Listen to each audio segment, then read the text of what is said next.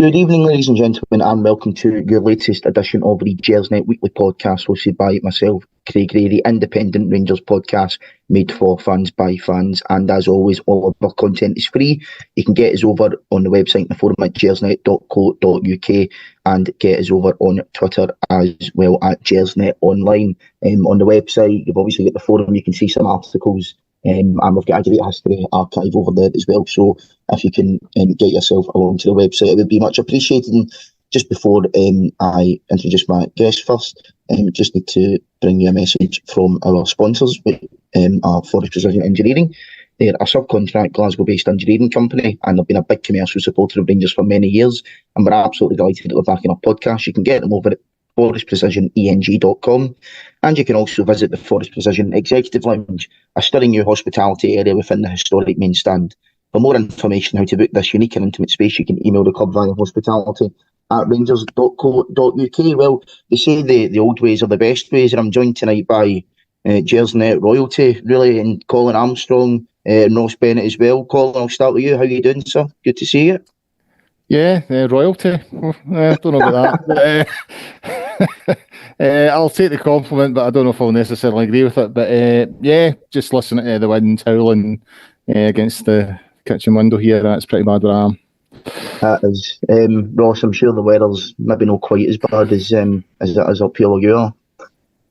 No, it's not too bad. Although, as you said, I've not been on this show for probably 2 or 3 months now, and so I'm not really sat on camera. I'm only just noticing how much hair I've lost and how many pounds I've gained. So I'm thoroughly depressed now. Fantastic. Welcome to my world, Ross. Well, there's not much to be depressed about in the world of the Rangers tonight. It's been, as you're saying, Ross, you've not been on for a couple of months, and those last couple of months have been pretty much transformed with our new Belgian wizard at the helm. But Ross, I'll start with you then. Obviously, the game last night against Dumbarton, pretty comfortable 4-1-1. These games are kind of what they are, aren't they? It's kind of a historically significant tie as well. I'm pretty sure the first two winners of the first ever Scottish League back in 18 whenever, or it was back then. But it's one of those cup ties. I actually thought he played pretty well. It was fairly comfortable, and when Brunson got that first goal, the result never really was going to be in any doubt, was it? No, it's a cup tie like that is to be navigated and nothing more. I think it's actually very rare that you get a cup tie away at lower league opposition. I don't know if it's rare just for Rangers or if it's rare in football in general, but it's quite rare that teams actually go and win 5, 6, 7-0. It's usually, like I say, a tie to be navigated. Just get through it. Don't pick up any injuries. Don't have a horrendous slip up. Then you throw in the conditions that were the weather yesterday and the conditions on the pitch. Chris, I think I've got a cold just from watching it. So it was not conditions for good football. So all those things being said, to score 4 goals, we conceded one, which I'm sure we'll talk about, and was sloppy and was disappointing. But actually, I agreed with the manager's comments after the game that we played pretty well. We scored 4 goals. We've come through the tie. I think it was probably as good as we could expect. I thought it was it looked like an excellent atmosphere. The Union Bears obviously did themselves proud with the pyro coming in over the fence. We've got a positive draw, in my opinion, for the next round as well. That was done an hour or so ago. So actually, reasons to be really thankful and really, really pleased with the result. Yeah, Colin, it was comfortable. A lot of people mentioned last night, I think you did as well, but just Viaplay in general, and like the absolute disgraceful pictures we were seeing. It's like, I don't know if like they invested in wipes or something like that. All somebody had to do was like give the camera a wee wipe, and maybe the problems would have been sorted. But for me, it's just amateurish. You've got Viaplay who they're maybe just trying to do it on the cheap if they're not getting in the proper equipment and stuff like that. And considering how much fans are being charged for, adding Viaplay on as an extra, and it's just no good value for money, I think, mate. No, it's not. I mean, it was a real bugbear of mine that, in general, that we as Scottish football fans in particular, are asked to subscribe to so many different channels in order to see our teams. So I subscribe to Sky Sports News, obviously, because Rangers are on there. I had to subscribe to Viaplay when that became a thing. I've subscribed to BT Sports in the past when they covered their games. ESPN when they covered their games. Satanta, fucking mind of them, Satanta Sports. They plebs, subscribe to them. These kind of things, that's not the first time that's happened. It's funny this happened yesterday, because I was at the Shire game last week with my mate. We went to see Shire against Lynmouth Rose, and we'd sort of recalled that a good few years ago Rangers were at Falkirk, and the same thing happened. I think it was Satanta that day who were covering it, and me and my mate went to watch it in a pub, and you literally saw none of the action. You know, all you saw was the screen covered in water. Every now and again it got a wipe, and then it lasted for about 30 seconds, and then it was soaking again. And I mean, you don't see that down south. I've never seen that in any other game. And I know, I get that, you know, there are grounds up here like Dumbarton. I think Dumbarton only has one stand. So that's obviously an issue in terms of protecting the camera. Well, surely you just put the camera where that one stand is. I noticed Dumbarton posted some footage this morning of their own media channel, and that's where they were. They were in that stand. So anyone watching on Dumbarton TV, on their official channel, got perfect coverage of it from the other side of the pitch. You know, Falkirk, I think it happened that day at Falkirk because they've only got 3 stands, so where the camera was in the area where there's no stand. So you either have to put the cameras in the stands and accept that people at home are going to see like nothing on the other side, or you build something substantial enough that protects the camera. And that's it. I don't know if you've seen it. Somebody, I just see it the other night. It's on Twitter at the moment. The cameraman, Alan Dennison, from these like freelance, you know, he does BBC, ITV, blah, blah, blah. He's literally just on top of this bit of scaffolding with a camera, just wide open to the elements, you know what I mean? And his tweet just says, I don't do dry January. So that's what's going to happen. If you're sticking cameramen, you know, on top of scaffolding on a day like yesterday, then that's what you're going to get. And frankly, no, it's not good enough. And it in my opinion, it reflects poorly on, you know, who's the pleb at the SPFL, Doncaster. You know, rather than getting decent, credible broadcasters in to do the job properly, you're getting in Premier Sports, Viaplay, all these sort of half-arsed people that do it in a half-arsed way but charge you, you know, not half-arsed prices. So it's really poor. It doesn't represent value for money. And I don't think I heard once, I just watched it in the house yesterday, I don't think I heard anyone from the commentary team apologise and say we're really sorry for the pictures. But I don't think they even recognised that there was an issue, which is just really poor, you know, just really, really poor. So yeah, I think it's something that needs to be looked at for future games, because obviously when it comes to this stage of cup competitions, you're going to be at grounds like that. You're going to be at grounds, you know, where there's maybe only a couple of stands. You have to work out where you're putting the camera. And to me, if they're worried about putting the camera on the other side and you're literally looking at a ground where there's no stands, you know, because there's only one stand at Dumbarton, so there's nothing behind the goal, there's nothing on the other end of the ground. If you know, if the boards that run the game are thinking, well, that's a bad look for Scottish football, well, so is actually not being able to see the game. That's a very, very bad look for Scottish football, and it doesn't represent value for money. And yeah, it pissed me off yesterday. It really pissed me off, because it's just so amateurish. It's just really, really poor. No, absolutely. And as you said, I think that's definitely not the first time it's happened with Viaplay. But will things change? Probably not. But anyway, back to the game, Ross. You did mention it earlier about the goal we conceded, because let's try and be negative for a wee minute here or two. I think for me, the issue with the goal itself, it's more a part in the play that we've seen kind of throughout the last couple of friendlies. And look, a lot of people say, they're just friendlies and this, that and the next thing. You know, I probably overthink things a lot more than people in the sense that I do think that normally when you kind of have a bad pre-season or whatnot, it kind of runs into the actual season. This summer is like the perfect example of that. I think even a couple of years ago, that, you know, the year that we won the league, did we not go down to like Tranmere or somebody like that and get beat like 1-0 or something? It was bizarre. And then, we beat Real Madrid, but the pre-season performances weren't great. We get beat off Malmo, and it kind of started the season slowly. But it's been a bit weird, the goals that we've been conceding, Ross, because since Clermont came in, and actually throughout the season, weirdly, we've got the best defence in the top flight. And, to be fair, the goals that we conceded during mid-season friendlies there, it was when Goldson wasn't on the park. Obviously, Goldson was on the park yesterday, but I don't really think he could take any blame for the goal. But just a wee bit of, concern there, I think, and, hopefully it's something that can get, wiped out pretty quickly.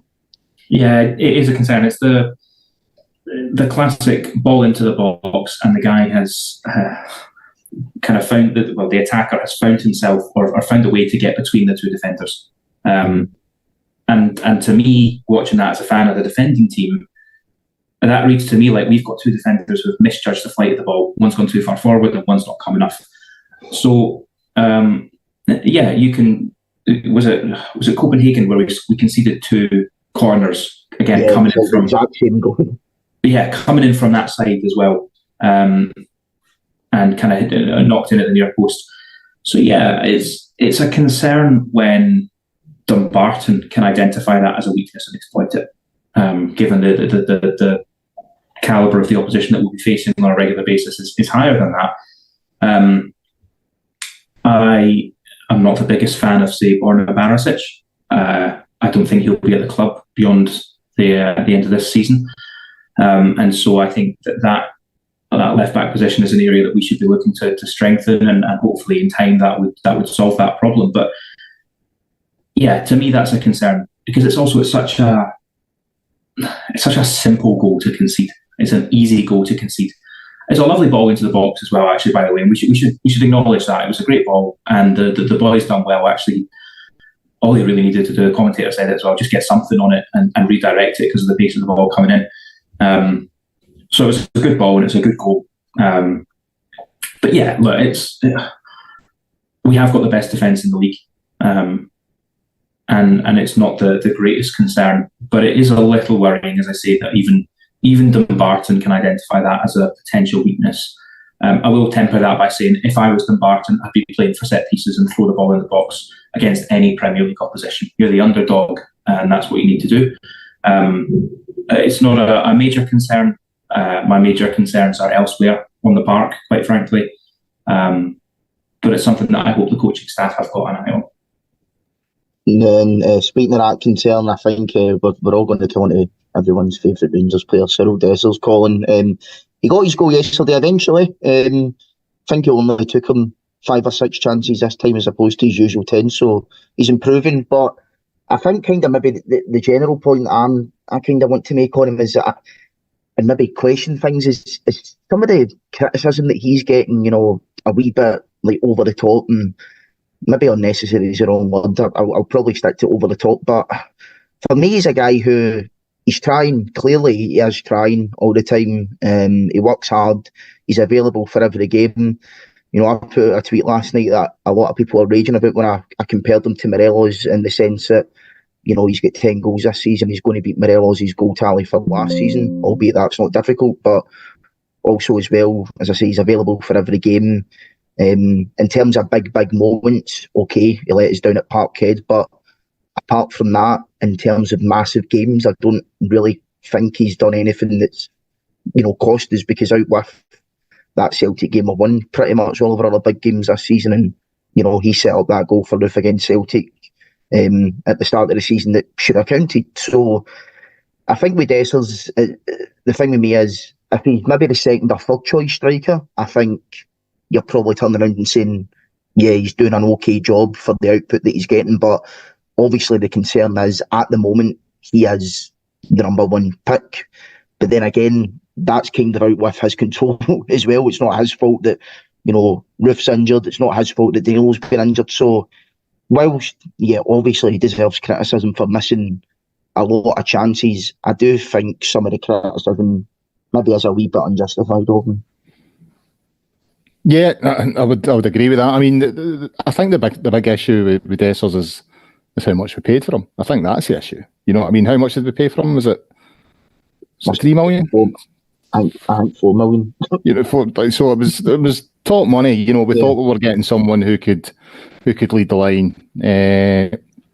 I think it's fairly evident that, you know, if you were asking me to go the rest of the season with him being the sort of main striker, I think I would have an issue with that. I agree with Ross. You know, there are maybe wee things to worry about defensively, but overall, I think we're not too bad there. I think we're fairly covered in midfield as well.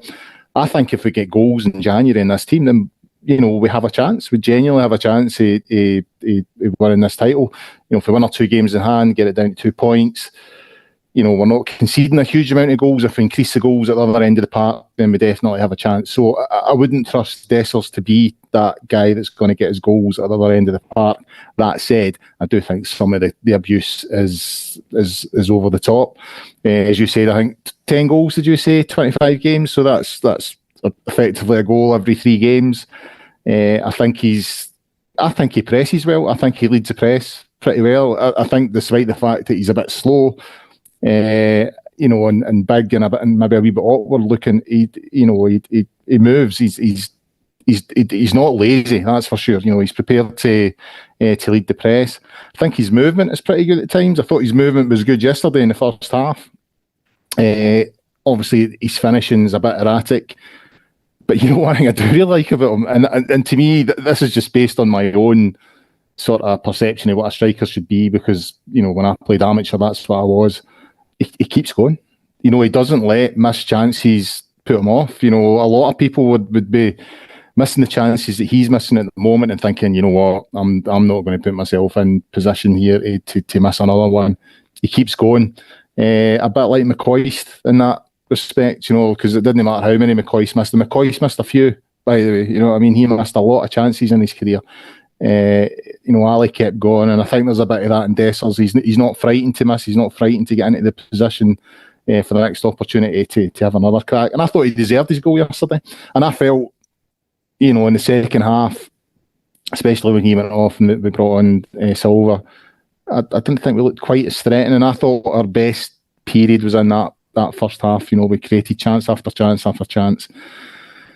So yeah, he's not who I would want to be the main striker from here until the end of the season. But do I think he's as bad a player as a lot of people are making out? I don't. Someone said to me on Twitter yesterday he's the worst striker in Rangers history, which is just absolutely. When I think like Francis Jeffers, I think James Beattie, Sebo, you know, he scored more goals than these 3 guys combined. You know what I mean? So I don't think he's as bad as many people make out. I certainly think he can contribute between now and the end of the season. You know what I mean? You know, it's not all about the big games. It's not all about Celtic. You know, you're going to have times when if we do get another striker in, you're maybe going to have to rest them. And I think Dessers could come in and do a job against, you know, some of the sort of perceived lesser teams in the league. So yeah, I think he's here at the end of the season. I think Clement rates him more than a lot of supporters do. I don't think he wants him to be his lead striker from here until the end of the season, but I think he knows he can get goals out of him. That goal in Betis, by the way, that was all him. You know, I mean, he picked that ball up in that sort of out in the left hand side, beat a couple of players, and great finish. So he's shown that he's capable of doing it. He just needs to do it more on a consistent basis. So yeah. That's a long way of saying no. I don't want him to be a number 9 from now until the end of the season, but he can definitely contribute, and he's not as bad as a lot of people make out, in my opinion. No, I agree. But Francis Jeffers, man, talk about a blast for the past. As soon as I hear his name, I just remember all the chances that he missed against Media Bratislava. That 0-0 game at Ibrox, he was just randomly put in for that. But I suppose at least we never get beat 5-0 after them. So I take the positives anyway.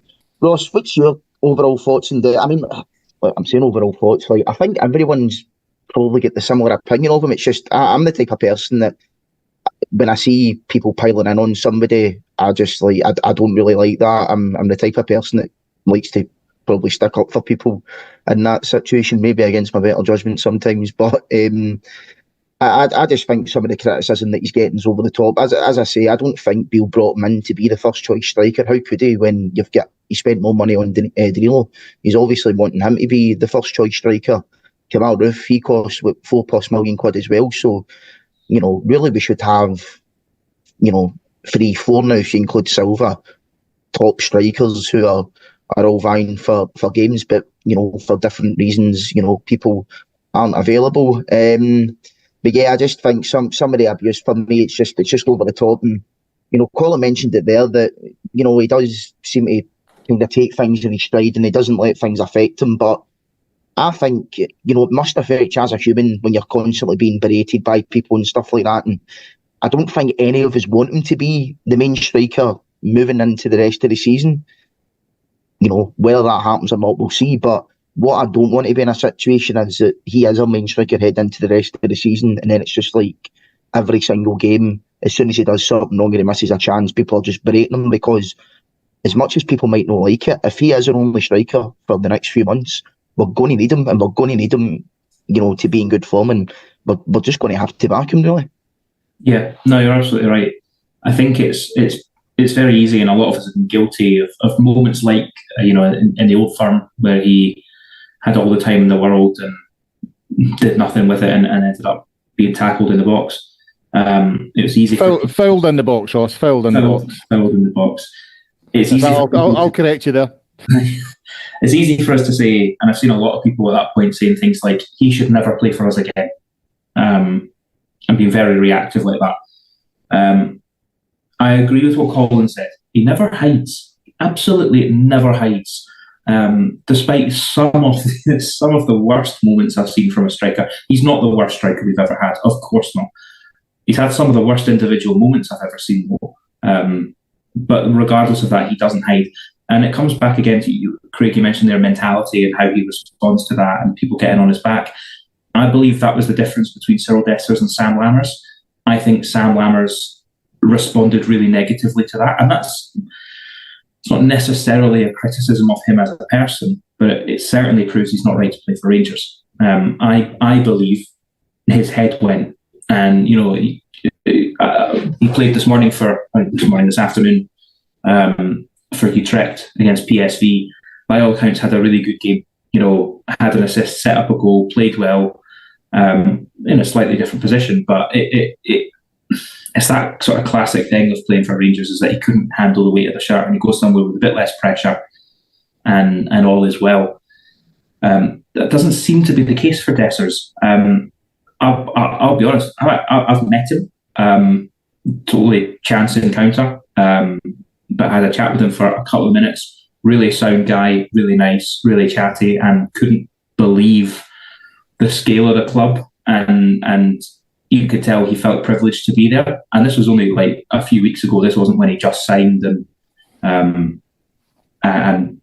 things hadn't gone wrong for him. This was a difficult time, but he was still full of sort of pride and admiration for the club. So to come back to him as a player, I like a huge amount of what he does. I really do. He's always looking for the ball. He's always looking to bring others into play. What goal was it? This is me showing my age now. My memory is terrible. But a few weeks back, he had an unbelievable assist with a sort of a long range. The McCausland one against Kilmarnock. That's it. Yeah. With the ball through, and so he creates goals. He scores good goals. He misses a hell of a lot of goals. But I actually like a huge amount of what he does. It's just that his end product at times is lacking. I would not want him shipped out at this point of the season, because if he's going to we've got 10 goals the first half of the season. If he picks up another 5 goals, if he gets 15 goals this season, all right, for the outlay, for the money that we've spent on him, it's hard to call him a successful signing. But he's got to be measured in his goals, and he's scoring. So it's one of those things that, lies, damn lies, and statistics. His statistics are he's scored 10 goals, and he's scored in 5 different competitions this season. So it's not like he can only do it against Diddy teams. He can take on 2 defenders, turn them, sit them down, and score a nutmeg under the keeper away at Betis. I say I like a lot of what he does. I hate a lot of what he does. He's not the best striker we've ever had, but he's certainly not the worst. He just has some of the worst moments, and he doesn't help himself. But let's be kind. Let's say he's an enigma. But as you say there, Craig, you look at Kemar Roofe, you look at Danilo, you look at Sam Lammers. If they were fit and firing, we should have one of the most potent strike forces, or the most potent strike force in the country. Unfortunately, I believe that right now the difference between us and Celtic is that they score goals where we don't. You look at the last Old Firm game, they take the one chance that they have, the two chances that they have. That's been the case for the last couple of games, and they score goals that we don't. If we can solve that problem, and by all accounts, with the players that we've got, we should be scoring more goals, but whether it's due to bad form, bad recruitment, or bad luck with injuries, it just doesn't happen. So that's a real shame, and it leaves us again. I think as all of us would be keen to see another striker come in this window, despite the addition of Silva. Yeah, hopefully we just stop signing strikers out of the Redmonds. That would be a good start. Just sign guys that are going to get us like 30 goals a season, and that's it. Yeah. Oh, they're hard to come by these days, I think, Craig. The days of sort of McCoy and Haitley seem to be, picking up strikers like that are gone. But another thing that I meant to say about Dessler, he's improving. You know what I mean? He's definitely improving. I think he himself acknowledged that. In an interview last week there, he said that he himself feels that since Clement's come in, he's improving. And I'd agree with that. You know what I mean? And I think that's something you have to credit Clement with.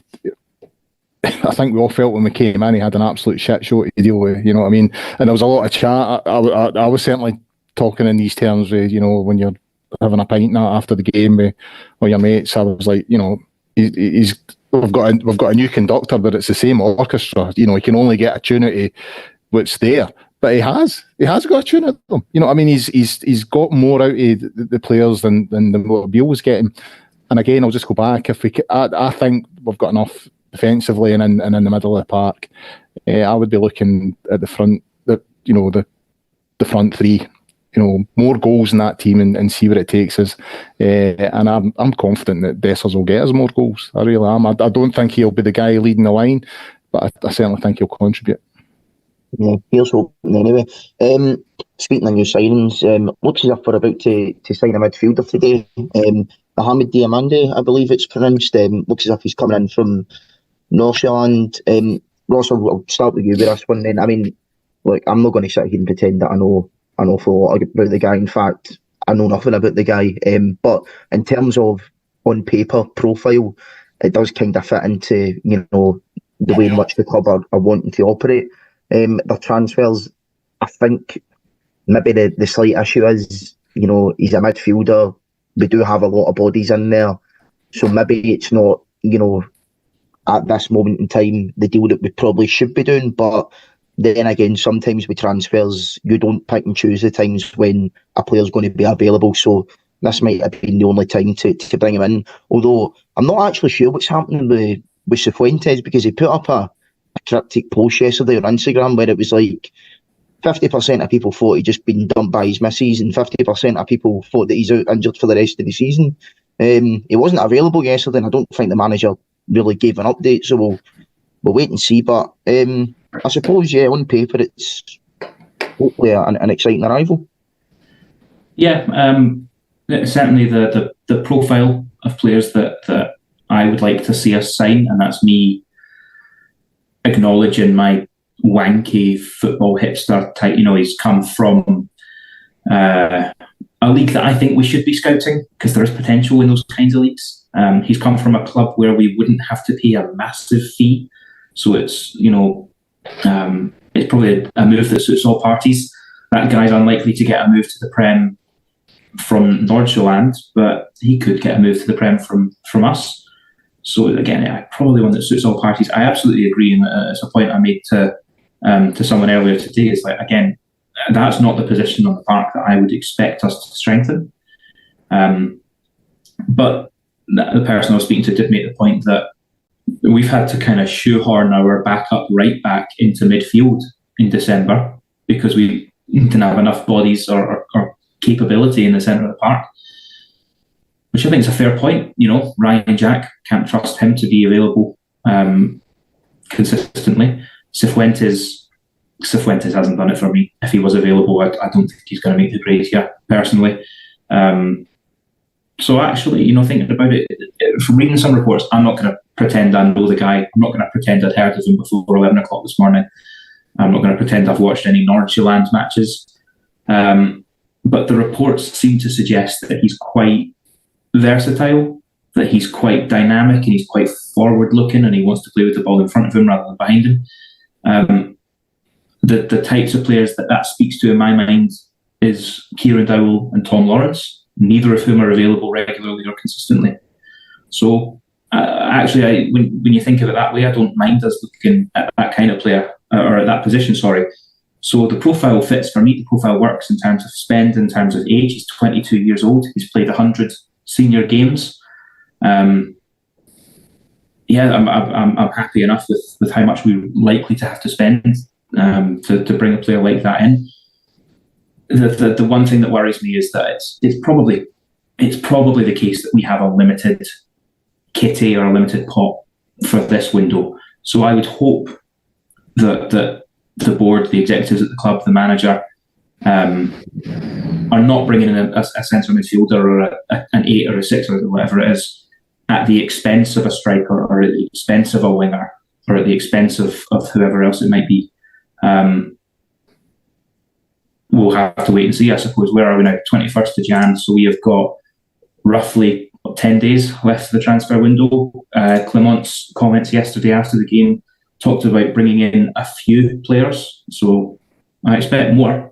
But Fabio Silva is a very highly rated player who cost a hell of a lot of money. This chap, Diamonde, is a good profile. So it's a good start, I think, for a January window. Mm-hmm. Colin, you get any thoughts on the potential new signing coming in? To be honest with you, I don't really know enough about him, and so just have to wait and see. One thing I will say is, I don't think we have a great record of late in terms of players coming in. There was it was a month or so back, there was a thing doing the rounds on social media, the players that we'd signed over the last, I think it was since Gerrard had moved on, the sort of 3 or 4 windows or whatever there's been since he'd moved on, and the money we'd spent on them. And honestly, none of them you would consider really value for money. So that's an area we definitely need to improve on. We need to improve in the recruitment. I think Clement said himself recently, I find it quite interesting. He seems to be having little pops at whoever, and his sort of press conferences. He was making a comment the other day about, it's crazy that there's 5 players out of contract at the end of the season, and he's made comments previously about various bits and bobs. So I get the impression he's came in, and there's elements of how the club has been doing its business that doesn't impress him, if you know what I mean, and he wants to address that. So hopefully with him being in, and obviously there's a new sort of director of football guy in, the level of players that we bring in will improve, because that's what the club needs to do. If you improve the level of player that's coming in, you win leagues, you get access to the Champions League. That gets you money, that makes you sustainable, and it makes you attract a greater type of player, better quality player, and it becomes, you're bringing players in, selling them on for a profit. You're maybe getting access to the Champions League every second year or whatever, every third year, whatever it takes. That's how the club needs to operate. Unfortunately, that's just the hard facts of it. We need to improve the amount of times we get access to that Champions League, even though I prefer the Europa League. I think that's more our level. And we also need to start really increasing the profit we make from the players that we bring in. Because the days of bringing in, Ronald de Boer and Van Bronckhorst and all those sort of types, those days are gone, So we're going to have to sign these boys on the way up, and make a profit on them, and get the occasional one that's on the way down, if you're looking for a star, so to speak, a big name, and that's it, So that's what we need to do. So I don't really know enough about this boy. The one concern I do have is the fact that he comes from Ivory Coast, because I hate losing players to that Africa Cup of Nations. I just hate it. You know, I mean, it wouldn't bother me if it was in the summer. It's just the fact that it hits us right in the middle of the season and you're losing players. And I think Man City are really good at this. You know, I was reading a thing I think it was Athletic a few weeks back, and it was saying, you know, the Premiership teams that were going to be impacted with the Africa Cup of Nations. You know, Liverpool were losing a few. This club was. Everybody was losing quite a lot. Man City, I think it was Man City and Arsenal. There was two clubs, but Man City, none, absolutely none. And it seems to me that Pep Guardiola was like, I'm not doing any business from that part of just because the calendar's out of sync. You know what I mean? It's a major tournament right in the middle of your season. And that gives me the fear. And you can see why with Seema. You know what I mean? We don't know how long he's going to be out for. Yeah, that's the only concern I have, is signing someone who's probably could be good enough to play for his international team, and then, you know, come the African Cup of Nations round about sort of December, January time every 2 years at AFCON? I think so, yeah. It gives me the fear that, like, you know what I mean? It's just, you know, if this guy turns out to be a superstar, you're losing them, you know what I mean, right in the middle of the season, and it's not perfect. Colin, do you ever watch the African Cup of Nations? No. It's phenomenal. It's absolutely brilliant. Like, Scottish football's mental and batshit crazy, but AFCON is like on another planet. Like, you've got Bebe, the ex-Man United forward, scoring a 45-yard free kick the other day. You've got guys who say they're 19 and look like they're about 40. It's on another planet. Some of the stuff that goes on in that tournament is wonderful, really good to watch. It's on at the moment every day. Fantastic. I know it's just I struggle with international football as it is. You know what I mean? So I've got too much football to watch, and I just it's just I've struggled honestly. Like, I never even watched the last World Cup for various reasons, but international football just pisses me off at times. So no, and one of the reasons that pisses me off is they take your players away, injure them, and then send them back. So it only happens to Rangers, but it doesn't seem to happen to anybody else, whether it's the African Cup of Nations or Steve Clarke at Scotland. So I'm starting to get that bugbear for international football as well. But before we move on to our next point on the agenda, just need to give you guys a message from another one of our sponsors. That is Football Prizes, who are a company who specialise in football competitions and match draws. And the latest competition, you can win a signed 23-24 Rangers home shirt signed by the new manager, Philippe Clement, as well as another signed memorabilia from Borna Barisic. It's £3.95 per entry. And there's 149 matchroom tickets available. You can get them over at footballprizes.co.uk, or you can also get the link over on our Twitter at Gersnet Online. So a couple of decent prizes there to be won, hopefully. In terms of other transfer business, Ross, you know, I think we all know that we want a striker. The general consensus seems to be that we're all interested in one particular striker from Hearts, who's, you know, depending on who you believe, hasn't been well the last couple of days. Don't know about that. But the thing with Shankland is, I mean, the point is not so much whether should we sign him or not. I've said that a couple of weeks ago. It's a pretty obvious signing for me, in my opinion. I genuinely think if we can bring in a decent enough striker, I think we'll win the league. You know, that's just my opinion on it. But, you know, in terms of bringing in guys of his quality, you know, how much he'll probably cost at this stage of the season, that is going to be difficult. So I might be looking at, you know, maybe loan deals to try and shore us up in that area as well. But also as well, you know, if we're probably going to be keeping Dessers, and like, I've got real OCD with shirt numbers. So it's like, if we do bring in Shankland, it's like, what number are we going to give him? Because we can't give him 9. We can't give him 99 as well, because that's Danilo's number. It would be like a Derek Riordan Mark II at Hibs, where you gave him like the number 09 or something like that. I don't know. I think he's worn 24 in the past, but strikers shouldn't wear the number 24. I'm sorry. It needs to be something that ends in a 9 or a 7 or something like that. But I would like to sign him. But then again, it's like, are the club even interested in him? That's the thing. Like, you know, people just seem to have this idea in their heads that we want to sign Shankland, this, that, and the next thing. But the club are pretty tight-lipped on it. as they are about a lot of transfers, to be fair to them. But I don't know whether they're just maybe doing that to try and maybe play the game a wee bit, or, for other reasons. But for me, he is a guy that we want to bring in, or that I want to bring in, certainly. And I think his goals would win us the league, to be quite honest. But just because we want something to happen, Ross, as we know, it doesn't mean that it can, sadly. Yeah, look, I agree with you, and it goes back to what I said earlier. The difference between us and them right now is they score the goals that we don't. I agree that a good striker probably wins us the league. That good striker is like a 2020 Alfredo Morelos. We had him right now, we win the league. Lawrence Shankland has scored goals consistently throughout his career. Certainly his career in Scotland. He did have a little sojourn away somewhere, I can't quite remember, Belgium or something like that, and it maybe didn't set the world on fire. But we've been linked with Lawrence Shankland since he was at Ayr United. There's been chat about it for like 5 or 6 years now, consistently. And this is a debate that I've seen is causing quite a lot of friction, or quite a lot of division on social media, and people getting quite heated about it.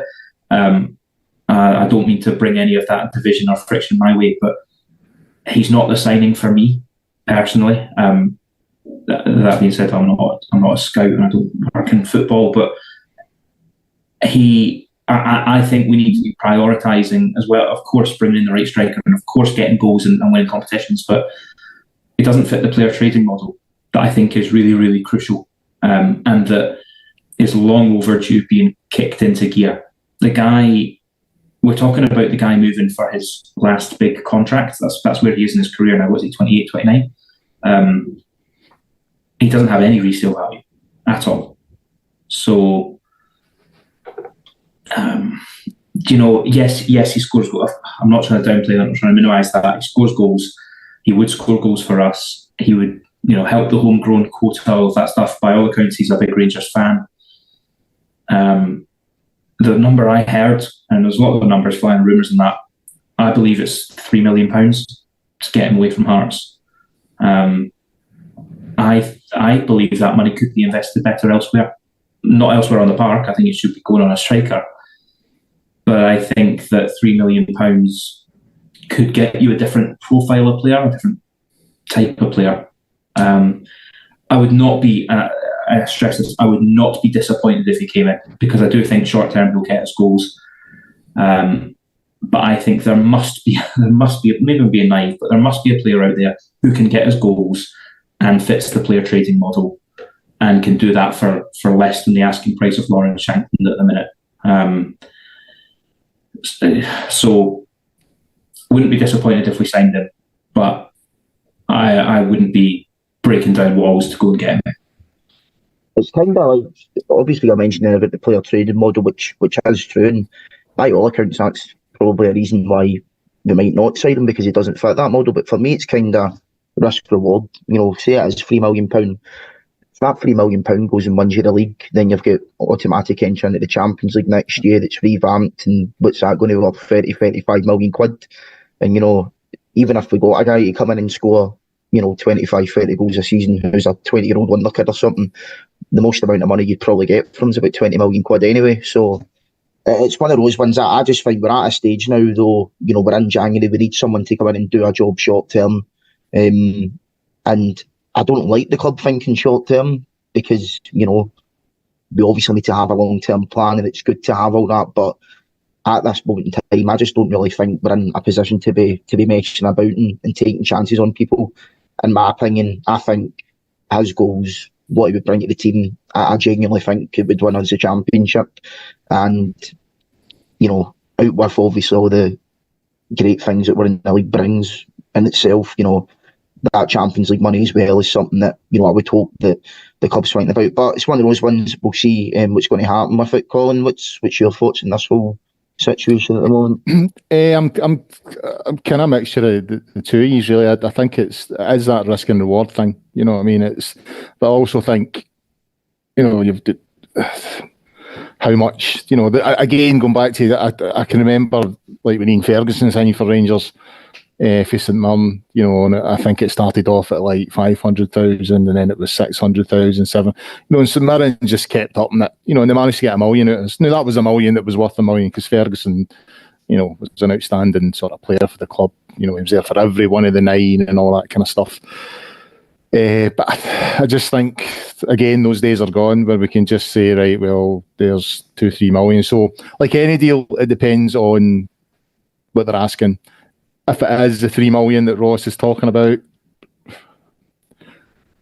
I don't know. I would be thinking nearer 2, to be honest with you, maybe 2.5 at a push. But I think you're also right, Craig. I don't think he guarantees us the title. I think he gives us a really good chance. We've got to remember, Celtic are going to strengthen as well. They're going to get out there and because they know they're in a fight. I think if we win those 2 games in hand, it's down to 2 points. The next Old Firm game's at Ibrox, so they're going to strengthen as well. And I think they already have. I think they've signed a winger, so I don't think he guarantees us the title if Shankland comes in. But he certainly gives us, he knows the league. He's scored in this league consistently. I think he would score goals for Rangers. I don't think there's any doubt about that. And then from what I hear, same as Ross, that he would walk over broken glass to get to Ibrox. From what I hear, he's a big Rangers man.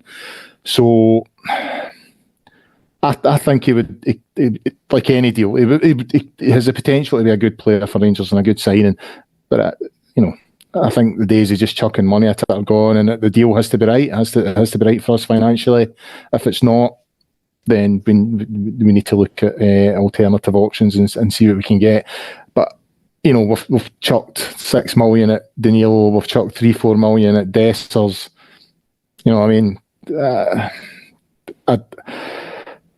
I just think what you're getting with Shankland. So yeah, it's a tricky one. I would like to see him come in, but the price has to be right. But I have a feeling that it might just be happening. I wasn't thinking it was happening up until yesterday when he didn't appear in the Hearts squad yesterday. I thought that could be a wee sign that he might just be coming. I don't know what would have pissed him. I was having a wee chuckle yesterday because the team got read out. I had the Hearts game on yesterday when I was potting about the house. And I just heard them saying, Shankland's not in the squad. So my ears pricked up, so I went through to see what was getting said. And then behind the goal at the Hearts end, there was a big, huge red hand ulster. I thought, well, that's the Celtic fans triggered. Shankland's not in the squad, and there's a sectarian flag in the Hearts end. That's it. The emails will be flying into BBC Scotland as we speak. So yeah, I would like to see him come in, but at the right price. I think the one thing that we can all agree on now is that we do need a striker. So the sooner we get one in, the better. I just think it would have been brilliant if we had him in by now, and like his first league game could have been at Easter Road, last minute winner like he done a few weeks ago for Hearts. Would have been absolutely brilliant. But hey ho, we'll just need to wait and see what happens. Mentioned it there, Ross. Obviously, moving on to the game midweek against Hibs. I love a trip through Easter Road. Brilliant games, normally quite exciting games. A lot of goals as well. I think went there twice last season, won 4-1 and 3-1. Obviously, it was last season as well. We went there 3 times actually. We drew 2-2 at the start of the season where Lundstrom Morelos got sent off. Was Ollie Colin refereeing that? That's a surprise. Aye. No, I don't think we should mention him anymore. I just like to forget about that guy, to be quite honest. But I don't think he'll be refereeing a Rangers game for a good couple of months anyway. He'll probably get the Old Firm game in like April or something like that at Ibrox. That'll probably be what happens. You can't do any Rangers games until an Old Firm win at Ibrox, and then let's just see what happens in that one. 3 big VAR decisions going against Rangers and 3 Old Firm games in a row, do you think? Don't know. We'll need to wait and see. But Ross, it's obviously a big game. It's one of our 2 games in hand. It's on paper anyway. It's going to be our toughest. But to be quite honest, Hibs this season I think have been pretty poor. The manager that they brought in, a bit like the previous couple, he just doesn't really seem to be doing a particularly good job. They're in a bit of a weird place, Hibs, because they obviously are a big club in terms of Scottish football size, but the last couple of years have not really performed to the levels that they probably should be doing. And one thing is going to be sure anyway, despite maybe the lack of quality they've got on the pitch, their fans and everyone at the club are definitely going to be up for it. So it'll be a tough game as they always are at Easter Road. Yeah, I agree with you. I think Hibs are in a slightly odd position at the minute. I often think of Hibs as either being really shite or quite strong. Never in between, is it? Yeah, they're sort of, looking at the table now, they're in sixth, but they've only got 25 points from 20 games. So that's an average of like 1.2 points a game, which is really poor. It's not good. Two teams below them, you've got Dundee and Aberdeen, both on 22 points, so 3 points behind, but with 2 games in hand. So either of those two win plus draw. That's Hibs dropping into the bottom 6. I'm looking at their squad at the minute. There's no players there. Martin Boyle, maybe. Chris Cadden's got good pedigree, I suppose. I'm not really seeing players there that strike fear into me as a Rangers fan. It sort of feels that this is obviously we go on to lose this game on Wednesday, and this is all getting clipped up and posted around social media, but they don't look on paper as strong as Hibs teams that we've faced over the past, say, 5 years. I think they've got a good manager, actually, to be fair to them. I think Nick Montgomery done well out in Australia, and I think he's getting probably more of a tune out of these players than others perhaps could have done. I would love for them to bring Lee Johnson back because he was phenomenal value. I see he's already been binned off down at Fleetwood. I think he's trying to sell like coaching courses on LinkedIn now as well, which I just think is hilarious. But right, it's like me selling a diet course. Like it's not. No one's buying that. Look, again, just out of fear of this getting clipped up and passed around Twitter if we lose on Wednesday, you never know with Hibs. It's a bit like Aberdeen. They are desperate to beat us. You will meet Hibs fans that hate Rangers more than they hate Hearts. I find that weird, but that's the way that we've been demonised over the past 10 years. That's where we are now. We've got enough to win this game. Players coming back from injury, finished the winter break. They scraped past Forfar yesterday, and that was a shocking goal for Forfar to lose as well. So actually, Forfar gave them a game. You've got to think that we've got to have enough to get past the team in 6th. So I'd like to think we're picking up 3 points and closing the gap. Mm-hmm. Colin, obviously, it's a big game coming up. In terms of the team, I'm just wondering if there's going to be many changes to the one that was made yesterday. I think it'll be pretty similar out with, obviously, Butland coming back and Goldson suspended as well. Yeah, so Goldson's out, yeah. I think, to be quite honest, I'm really only looking at it and saying, Butland and Balogun will come in for Goldson. I think that's probably going to be about it, to be honest. I mean, I was kind of thinking maybe, with Jack coming on as Clement, maybe want to give him a starting Wednesday just because it's, Easter Road and we'll give you a wee bit of dig. But I thought Raskin was pretty good yesterday, pretty controlled. So I think it'll be out with those 2 changes, probably the same team moving forward next week. Yeah, and I get the feeling that Clement rates Raskin. You know what I mean? And did Raskin no score against Hibs in his first game? He did, yeah. Against Clement's first game.